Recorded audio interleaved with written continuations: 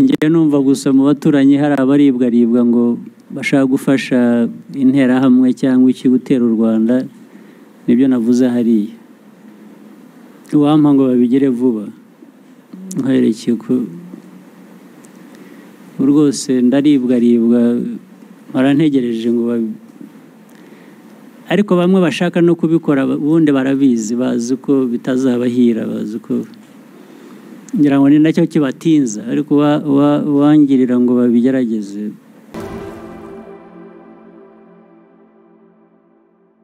Murakoze nyakubahwa Perezida wa Repubulika, nitwa Ernest Tugiremungu, niga muri Kaminuza y'u Rwanda ishami rya Huye, umwaka wa 4 ishami ry'imbonezamubano. Nyakubahwa Perezida wa Repubulika, ndagira ngo mbasabe mu nyemere mbanze mbashimire ko mwatwitayeho, ariko by'umwihariko mbashimire ubundi nge nahoze ndi umusirikare wa FDLR, ariko nyuma yo kwitandukanya nayo leta y'ubumwe yamfashije gusubira mu ishuri.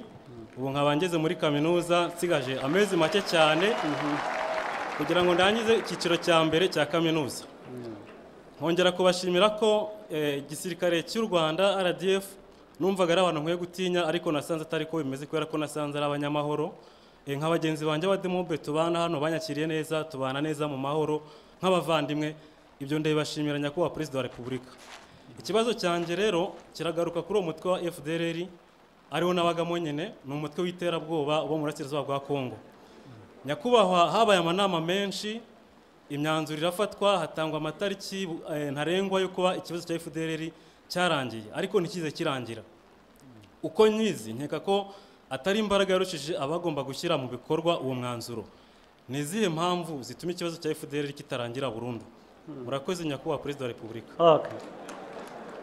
Impamvu ni politiki mbe na mbere hose yabaye no mu mateka y'u Rwanda. Inkomoko ya FDLR cyangwa na ideology yayo na genocide, abatutsi mu Rwanda bajya gutsembwa bakamarwaho bagashaka kubica ngo barangize, ntabwo byari hagati y'abanyarwanda gusa, harimo n'abanyamahanga n'amahanga nayo yabigizemo uruhare. Ayo mahanga bigiramo uruhare niyo ari no mu kibazo yitwa ngo yasezeranyije ukuntu kigomba gukemuka, ariko birangije aho kugira ngo bakemure icyo kibazo bagishyiramo politike gusa.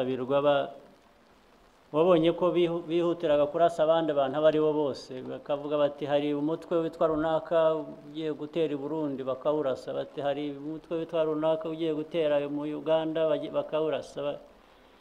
Bagera kuri FDLR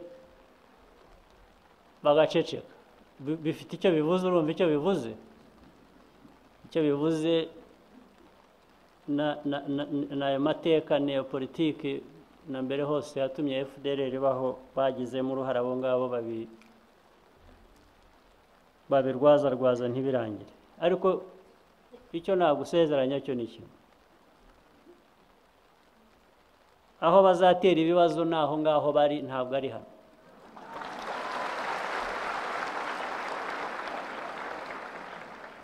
Rwose icyo nakigusezeranya, nta na rimwe bazagera ku byo bifuza. Ntibabigezeho kera kumara abantu ngo bose babarangize, ntabwo ari ubu bazabigeraho. Ntabwo bazahungabanya umutekano w'igihugu cyacu. Icyo nicyo cyangombwa. Ibindi aho bari uko babagenza bakomeze babikiniremo, ariko ntabwo bizagera hano. Murakoze nyakubahwa Perezida wa Repubulika. Tukiko yitangarije yuko amaze iminsi azenguruka mu bihugu bya SADC kugira ngo intambara y'u Rwanda bayitsinde, kandi wumvise n'amagambo amaze iminsi avuga y'abari perezida, nubwo babifashe nk'aho ari imikino, yivugiye ku giti cye yuko ari wowe kibazo cy'umutekano muri Afurika. Wareba ibyo abandi bose babajije, nkabona yuko tubifata nk'aho ari ugukina, ariko wenda bikaba ari na seriye. Ese twaba twitegura yuko tujya guterwa na Kongo, kuko banavuze ko bashaka kutwanexa tukaba intara ya 8. Murakoze, mwadusuza kuri ibyo mukaduhumuriza cyangwa se mukaduteguza tukitegura. Reka mpere kubahumuriza nicyo kiri important, nicyo cyangombwa, nicyo gikuru. Ibyo ubwabyo ntaho mbona bishingiye, ntaho mbona byashoboka. So nushaka uryame usinzire wicuye wiyongere, ibyo ntabwo ari ikibazo. Ibyo umuntu umwe yaba yaravuze muri Congo, ibyo afite uburenganzira bwo kuvuga ibyo ashaka kuvuga, ntabwo bivugwa byose biba ari ukuri, cyane cyane iyo bivugwa kuri iki kibazo cya Congo, bikivugwa n'abanyekongo bo muri leta. Ariko icyo nzi ni uko SADC ishobora gushaka gufasha ahubwo nayo mu gukemura ikibazo cya Congo. Ntabwo nibwira rero ko gushaka gukemura ikibazo cya Congo, nubwo abenshi bashobora kugikemura bashaka kugikemura bakagikemura nabi, cyangwa bakaba bagira ibyo bakora biteza bizana intambwe guterwa mu gukemura ikibazo. Ntabwo nibwira ko bizagana mu kugirira nabi u Rwanda bafashije Congo. Ntabwo mbibona, mu kubona kwanjye ntabwo mbibona. Ariko icyo nakubwira ni uko nka bya bindi iyo udashaka intambara urayitegura. Iyo ushaka amahoro witegura intambara. Rero ubwo twe dushaka amahoro, ibyo kwitegura twiteguye kera. Murakoze nyakubahwa Perezida wa Repubulika. Nitwa Umukunzi Joyeuse Victoire, nkaba ndi umunyeshuri muri Kaminuza y'u Rwanda ishami rya Huye, umwaka wa 4 mu mategeko. Nyakubahwa Perezida wa Repubulika, hari ikibazo kigaragara hirya no hino ku isi ndetse no mu Rwanda cyo gucuruza abantu. Nk'urubyiruko rw'abakobwa by'umwihariko, twasanze ari ngombwa ko duhagurukira icyo kibazo, ndetse biri no mu mihigo yacu nk'indagamburuzwa. Ni muri urwo rwego twateguye gahunda y'uruhituriro, aho abanyeshuri b'abari bazajya bahura, abakuru bagahwitura abato, bakabagira inama bigamije kwirinda imyitwarire mibi igaragara hirya no hino mu rubyiruko, aho usanga bamwe bagira kwiyandarika, gucuruza imibiri n'ibindi bigenda bisebya umuco wacu. Mukomereza aho ngaho, numushaka n'imfashanyo y'inzego zindi zose muzayi rwose. Nyakubahwa Perezida wa dufatanye turwanye ibyo ngibyo. Twagira ngo tubatume kuri nyakubahwa First Lady, kuko ubushize ubwo yadusuraga yatugiriye inama. Ibyo biroroshye kugezayo ubutumwa. Muzamudushimire cyane, mubwire ko imbuto yabibye zitabaye imfabusa, ahubwo ko dukomeje kuzishingiraho twiyubaka, bizanadutegura kuba abamutima w'urugo beza. Rwose ndagerezayo, ndakongereramo n'amagambo menshi. Murakoze nyakubahwa Perezida wa Repubulika, tukaba tubasaba gukomeza kudushyigikira. Asante sana.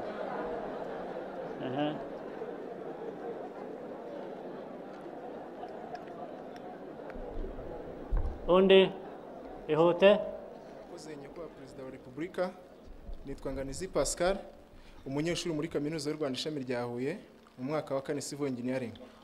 Nyakubahwa Perezida wa Repubulika, turabashimira cyane urwego uburezi rumaze kugeraho mu Rwanda. Gusa nyakubahwa Perezida wa Repubulika, hari imbogamizi nk'abanyeshuri bo muri Kaminuza y'u Rwanda duhura nazo zijyanye n'ibikorwa remezo. Aha twavuga nka laboratoire zifite ibikoresho ndetse na products bidahagije, ndetse bikaba bigaragara yuko ari nto ukurikije umubare w'abanyeshuri ibyo rwose ibyo niba bikiriho birababaje kuko icyo kibazo nacyo ndakizi nayo ni imyaka myinshi cyane. Minisita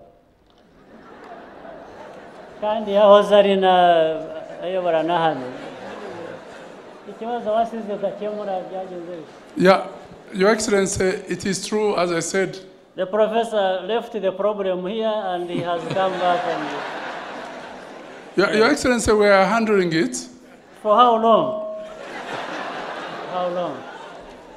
Yeah, for example, at the moment we have got funds to build infrastructures and laboratories and train technicians for the University of Rwanda, which the designs have already been finalized, and we are going to start in building in Kigali immediately.